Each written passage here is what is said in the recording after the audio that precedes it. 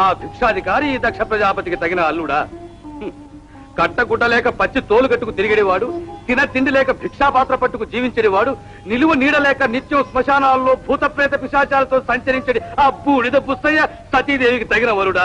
ఆ సంభవం నువ్వు అడుగు, నువ్వే అడుగు. అది కాదు భృంగి, నువ్వు అడుగు. కాదు, ప్రమథ గణాలలో ప్రముఖుడు నువ్వు అడిగితేనే బాగుంటుంది.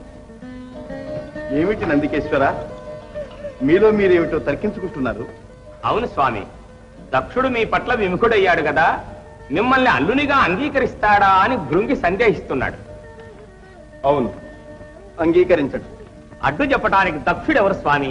మీ భార్యను మీరు పెండ్లాడుతుంటే సతీదేవి పూర్వజన్మలో మీ అర్థాంగి, జన్మజన్మాలకి ఆ జగన్మాత మీ అర్థాంగిగానే అవతరిస్తుంది. కానీ ఈ జన్మలో దక్షిణ కుమార్తెగా ఆవిర్భవించింది కదా. ఏమిటి స్వామి, ఏదో గడ్డు సమస్య వచ్చినట్టుందే? రా నారదారా, నువ్వు తలుచుకుంటే సామాన్య సమస్య కూడా గడ్డు సమస్యగా మారక తప్పుతుందా? అవును స్వామి, ఇది అంతా తమ తలవే. మహానుభావులు వియ్యమందుకోవలసిన చోట కయ్యం కల్పించారు. అయ్యయ్యో, కలిసికట్టుగా కైలాసవాసులు అందరూ నన్నే నిందిస్తున్నారే. కానివ్వండి కానివ్వండి, అయినా ఇందుకు నేను అనర్చిన తప్పేమిటి స్వామి? శాపగ్రస్తుడైన చంద్రుణ్ణి నీవే కదా నారదా స్వయంగా మా వద్దకు పంపింది. అవును, పరోపకారం తప్పేనంటారా స్వామి? స్వామి, మీకు మీ పరోపకారానికి ఒక్క నమస్కారం. తమరు చేసేదంతా పరా అపకారమే. అదే నమస్కారాలు స్వామి. మీలాగే పరమేశ్వరుడు కూడా బ్రహ్మచారిగా ఉండిపోవాలన్న మీ ఉద్దేశం? అలా అంటున్నావే? అవును, బద్ధ విరోధిగా మారిన దక్షుడు తన కుమార్తెను మా స్వామికి ఇస్తాడా? ఏమిటి అంతవరకు వచ్చింది? బహుశా మా అన్నగారు ఏదో ఆవేశించండి ఉంటారు. అయితే మెన్నగారు రప్పించండి చూద్దాం. సరి సరి, నేను ఈ విషయంలో జోక్యం కలిగించుకున్నానంటే మొదటికే మోసం వస్తుంది. నారుగా సంతానకర్తలు వారే దీన్ని సానుకూలం చేస్తారు. కలవా స్వామి. ఆహా, నేడు చాలా సుదినం. సృష్టి స్థితి కారకులే స్వయంగా విచ్చేశారు. ఉరకరారు మహాత్ములు. వచ్చిన పని ఏమిటో ఆజ్ఞాపించండి. ఆజ్ఞాపించడానికి రాలేదు దక్ష ప్రజాపతి, కార్యార్థులమై వచ్చాం. ఆశ్చర్యం, మీ అంతటి వారు కార్యార్థులై రావడమా? నన్ను సమాన గౌరవంతో ఆదరిస్తున్నందుకు చాలా సంతోషం.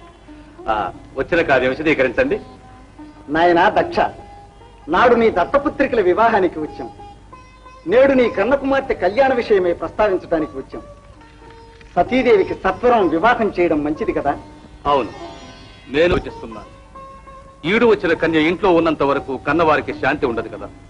కానీ ఆమె సౌందర్యానికి, సౌజన్యానికి, సౌశీల్యానికి తగిన వరుడెవరో నిశ్చయించుకోలేకుండా ఉన్నాను. సకల ఐశ్వర్యవంతుడు, మహా తపస్వి, సురాసుర పూజనీయుడు మీ అంతటి వాడు ఎవరో ఎక్కడున్నాడో సెలవియండి స్వామి. నీ ప్రశ్నలోనే ఉంది సమాధానం. నీవు చెప్పిన సకల సద్గుణ సంపన్నుడు, మాతో సమానమైన వాడు మహాదేవుడు ఒక్కడే. హాస్యానికి అంటున్నారా?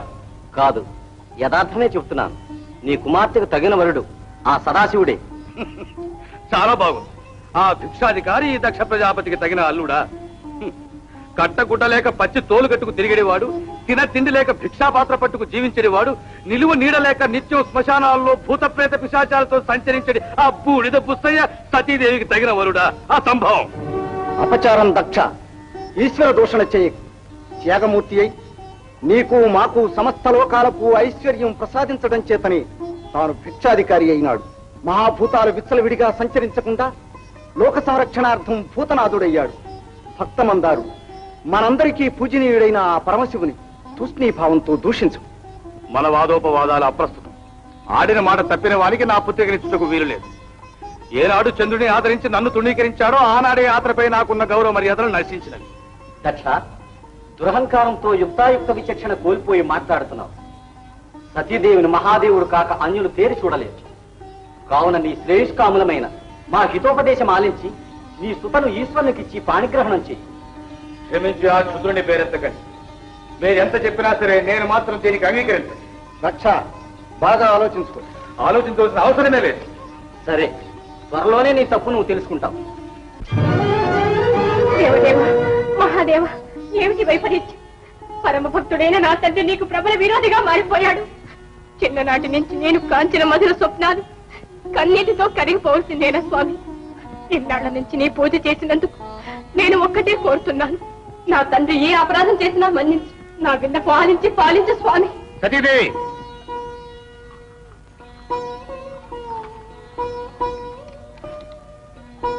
కన్నీరా తల్లి?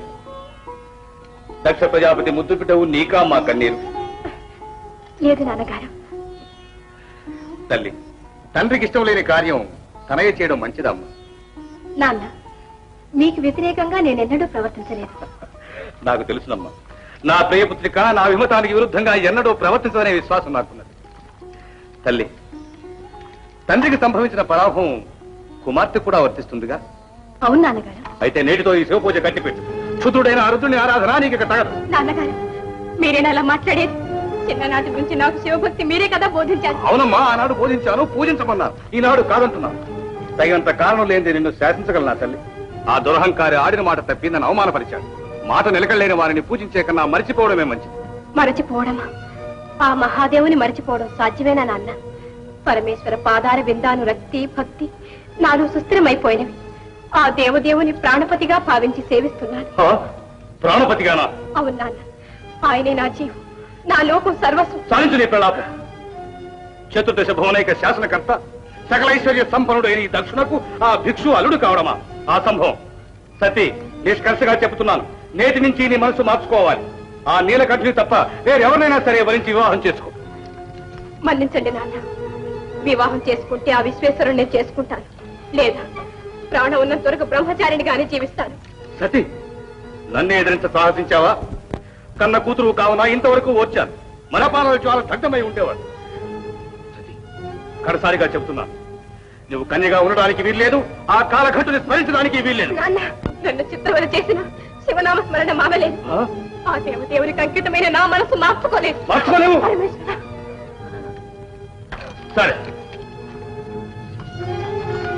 నాన్న, నాన్న, తొందరపడకండి. నాన్న, దేవదేవ, మా తప్పుల్ని మన్నించి కటాక్షించు. మార్చుకోలేదు. చూస్తాను ఎలా మార్చుకోలేవు. ఒరే పిశాచ బంధు, నీ మాయలు మంత్రాలు నా దగ్గర సాగు. అపరాధం స్వామి, అపరాధం. శాంతించండి. నన్ను వారించు.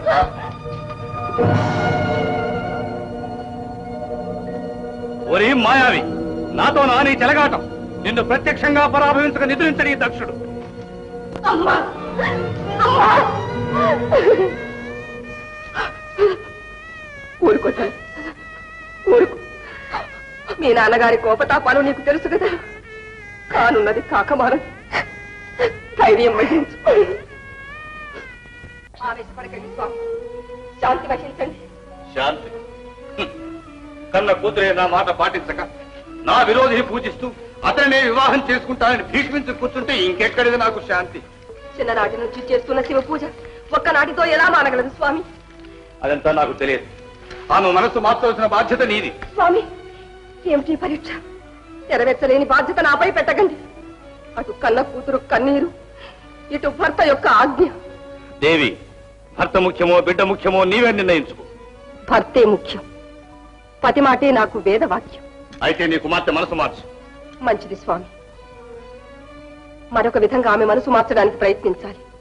వెంటనే వివాహం చేస్తే. అవును, అదే మంచి ఆలోచన. వెంటనే స్వయంవరానికి ఏర్పాటు చేస్తాను. ముల్లోకాల్లోని ముఖ్యులందరికీ ఆహ్వానం పంపిస్తాను. ముక్కంటికి తప్ప. వచ్చిన వారిలో తనకు నచ్చిన వారిని సతి వరించి తీరవలసిందే. ఇది నా ఆజ్ఞ.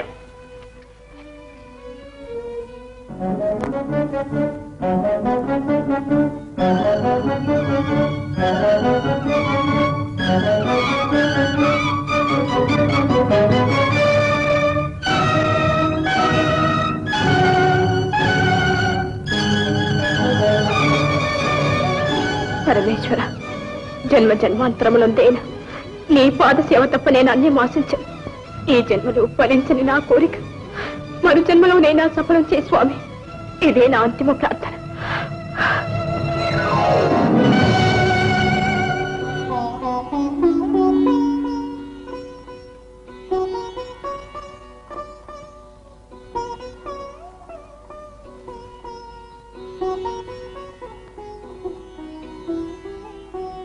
झन झन झन